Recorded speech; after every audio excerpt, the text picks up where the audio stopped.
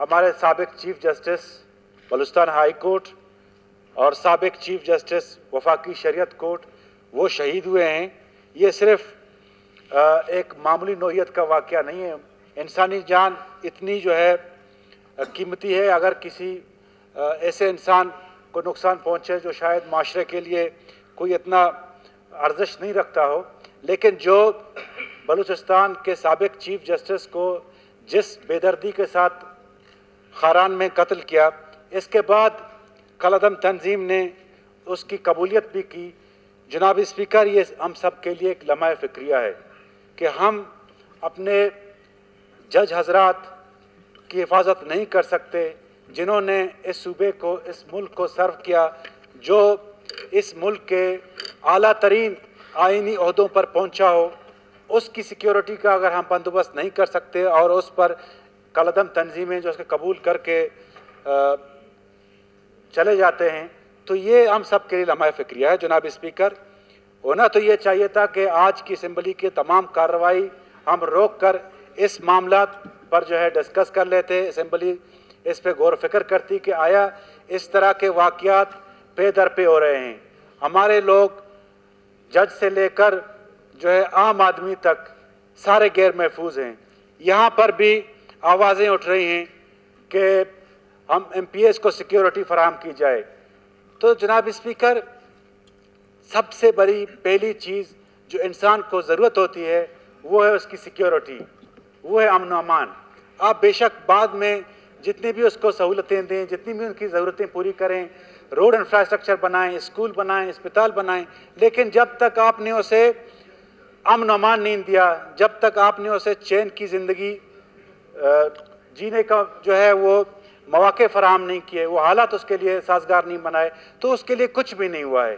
तो जनाब स्पीकर, हालात इंतहाई संगीन हैं और दिन पर दिन ख़राब होते जा रहे हैं।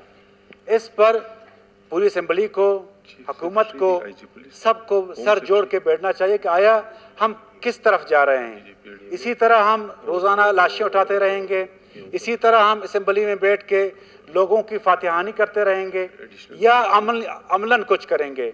हमने बहुत सी ब्रीफिंग देख ली हैं, सुन ली हैं और हमारी नज़रों से भी गुजरा है।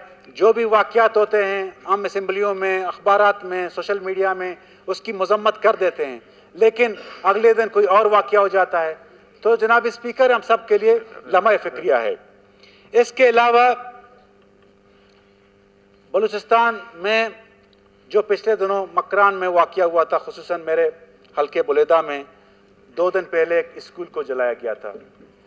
अब जनाब स्पीकर, अब अंदाज़ा करें कि सबसे अहम जो अदारा है वो हमारे दरसगाह हैं, जहाँ पर हमारी नई नस्ल तालीम और तरबियत हासिल करती है। और ये अपनी नौइयत का पहला वाक़या नहीं है, बल्कि उसी गांव में 2 और स्कूल जलाए गए थे। कोई 5-6 साल पहले रुज नामी स्कूल, उसको जलाया गया था। 2 साल पहले सांच नामी कोई स्कूल था, उसको जलाया गया था। लेकिन बदकिस्मती से हुकूमती कोई कार्रवाई नहीं हुई है। और आपको अच्छी तरह पता है कि ये पंजगुर में भी स्कूलों पे हमले हुए, उनके जो एडमिनिस्ट्रेटर थे उन पे जो हैं थ्रेट्स उनको मिले। बलनगवर दश्त एक जगह है जहाँ पे लाला रशीद साहब का हल्का है, उधर एक प्राइवेट स्कूल को जलाया गया। जनाब स्पीकर, हमें एज अ कौम सोचना चाहिए कि हम कहाँ जा रहे हैं। मकरान बलूचिस्तान के कुछ एरियाज़ में एक है कि जहाँ पे बड़ी तादाद में मिडिल क्लास रहती है, जहाँ पे लोग इकनॉमिकली, सोशली इंडिपेंडेंट हैं, जहाँ पे तालीम और तदरीस का जो है एक अच्छा माहौल बना हुआ है। और मकरान डिवीज़न पूरे बलूचिस्तान में टॉप डिवीज़न है एजुकेशन लिटरेसी रेट के हवाले से, और पाकिस्तान में 8वें नंबर पे आ रहा है।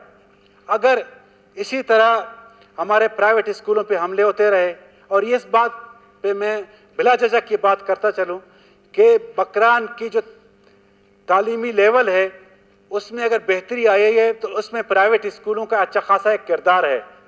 जिस तरह हमारी गवर्नमेंट स्कूलों का हाल है वो तो हम सबको पता है اس میں ڈیفینیٹلی مری صاحب کوشش کر رہے ہوں کہ کچھ نہ کچھ بہتر کر جائیں، لیکن اگر یہ سلسلہ اسی طرح آگے بڑھتا گیا تو خدا نخواستہ تو ہمیں یہاں بیٹھ کے سوچنا پڑے گا کہ ہم کدھر جا رہے ہیں، ہمارا مستقبل کیا ہوگا، ہماری آنے والی نسل کو ہم جو ماحول اور جو تعلیم ہمیں دینی چاہیے، کیا اسکولوں کو جلایا جا رہا ہے، درسگاہوں کو بند کیا جا رہا ہے، یونیورسٹیوں پہ ان کو متنازع کیا جا رہا ہے، تو ہم اپنی آنے والی نسل کو بہتر مستقبل دے سکتے ہیں؟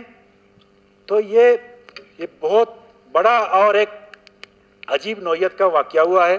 وزیر داخلہ صاحب یہاں پہ تشریف فرما نہیں ہیں، ہمارے جتنے بھی وزراء ہیں، اور میں ان سے گزارش کروں گا کہ براہ کرم ایک تو لا اینڈ آرڈر کے معاملے پہ ذرا سی ایم صاحب کو اور وزیر داخلہ کو ان کو کنوے کریں، اور جو اسکولوں کو جلانے کا واقعہ ہے یہ کوئی سمپل نہیں ہے، مجھے تو یہ سوچی سمجھی کوئی پلاننگ لگتا ہے کہ مکران کو اس کو ہم 10-20 سال پیچھے دھکیلیں اور اس کی جو گروتھ ہے اس پہ قدغن ڈالیں۔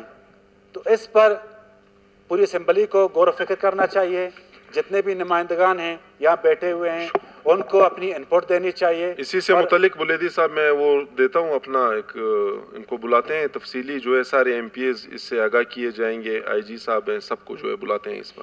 جی ہاں، اسکولوں کے حوالے سے اور امن و امان کے حوالے سے۔